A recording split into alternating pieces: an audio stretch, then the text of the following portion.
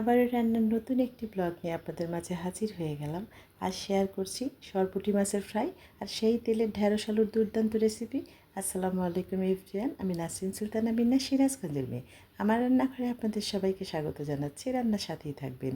খুব সহজ হইতে রান্নাটা দেখিয়েছি, আশা করি আপনাদের সবার ভালো লাগবে। এই রান্নার জন্য কিন্তু যে সরপুঁটি মাছ কেটে ধুয়ে খুব সুন্দর হইতে ক্লিন করে নিয়েছি। এভাবে করে সবগুলো মাছ এখন কিন্তু আমি একটু ফাঁকিয়ে নেব।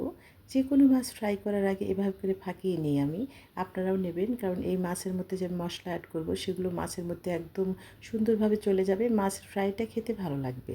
আমি সবসময় এই কাজটা করি, কারণ মাছের ফ্রাইটা এমনি এমনি করলে ভিতরে মশলা যায় না, অতটা খেতে ভালো লাগে না, একটু বেশি হার্ডি হয়ে যায়, শুকনো হয়ে যায়। এভাবে করে দেবেন, খেতে দুর্দান্ত লাগবে। এভাবে করে আমি সবগুলো মাছ কিন্তু একদম ফাঁকিয়ে নিলাম। এখন এর মধ্যে মশলা অ্যাড করার পালা। সবগুলো মাছের মধ্যে আমি মাছ যেভাবে রান্না করি, যা যা মশলা দিই সব কিছু দিয়ে কিন্তু আমি সুন্দর করে ম্যারিনেট করে নেব।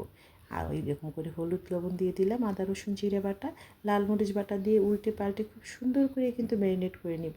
ম্যারিনেট যত ভালো হয় মাছের ফ্রাইও কিন্তু তত ভালো হবে। এর মধ্যে একটু ব্ল্যাক পেপার অ্যাড করে দিবেন, গোলমরিচের গুঁড়ো।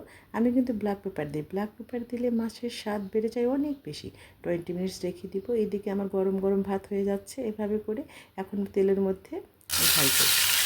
এভাবে করে সবগুলো মাছ কিন্তু আমি দিয়ে দিচ্ছি, সুন্দরভাবে ফ্রাই করে নিচ্ছি। দেখুন কতটা সুন্দর, এতে একেবারে দুর্দান্ত লাগবে। মিডিয়াম আঁচে ফ্রাই করবেন, এতে করে কিন্তু মাছের স্বাদটা বেড়ে যায় অনেক বেশি, অনেক বেশি ভালো লাগে আসলে। এভাবে করে ফ্রাই করে নিচ্ছি। আর যখন আমি ব্ল্যাক পেপার দিয়েছি, দুর্দান্তভাবে মিষ্টি ফ্লেভার, কারণ ব্ল্যাক পেপার দিলে স্বাদটা একদমই চেঞ্জ হয়ে যায়। দেখুন কতটা সুন্দর হয়েছে। এখন ওই তেলে পেঁয়াজ কাঁচামরিচ ভেজে নেব। মাছের ফ্রাই হবে আর পেঁয়াজ কাঁচামরিচ ভাজা হবে না, তাই কি হয়? এটা আরও বেশি মজা হয়। মাছের ফ্রাই শুধু শুধু খেতে ভালো লাগে না, পেঁয়াজ কাঁচামরিচ সুন্দর লাল লাল করে ভেজে দেবেন, ওটা খেতে আরও বেশি ভালো লাগে। এভাবে করে আমি কিন্তু ভাজা হয়ে গিয়েছে। এখন আমি এটাকে মাছের সঙ্গে সুন্দর করে মিলিয়ে মিলিয়ে দেবো। মাছের গায়ে গায়ে গায়ে সুন্দর করে বসিয়ে দেবো এভাবে করে। এটা খেতে অনেক বেশি মজা। আমি মাঝে মাঝে কিন্তু রুচির পরিবর্তনের জন্য এভাবে করে চেঞ্জ করি সব কিছু।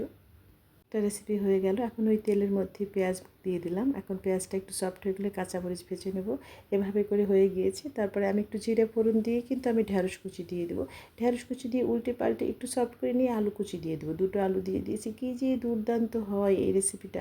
হলুদ গুঁড়ো এভাবে করে দিয়ে যে আলু দিয়ে দিলাম, খুব সুন্দর ওয়েতে আমি ভেজে নেব। এই রেসিপিটা থাকলে সত্যি আর কিছু লাগে না, এত বেশি মজার হয়। আপনারা ট্রাই করবেন। মাছ ভাজার তেলে যে কোনো ভাজি অসাধারণ হয়, এই জন্যই রেসিপিটা শেয়ার করা। এটা তো খুবই ইজি, আপনারা সবাই জানেন, তবু শেয়ার করলাম। দেখুন কতটা সুন্দর হয়েছে মাছের ফ্রাই আর সাথে ঢ্যাঁড়সের ভাজি। এখন কিন্তু খাবার পালা। আমার এরকম সহজ সুন্দর রেসিপি যদি ভালো লাগে তাহলে পেজ ফলো করতে পারেন। আজ বিদায় নিচ্ছি। সবাই সুস্থ থাকবেন, ভালো থাকবেন, আমার পরিবারের জন্য দোয়া করবেন। সামনে অনেক সহজ সুন্দর রেসিপি নিয়ে আমি প্রতিনিয়ত হাজির হয়ে যাব। আমার রেসিপির সাথেই থাকবেন। সুস্থ থাকবেন, ভালো থাকবেন। আল্লাহ হাফিজ।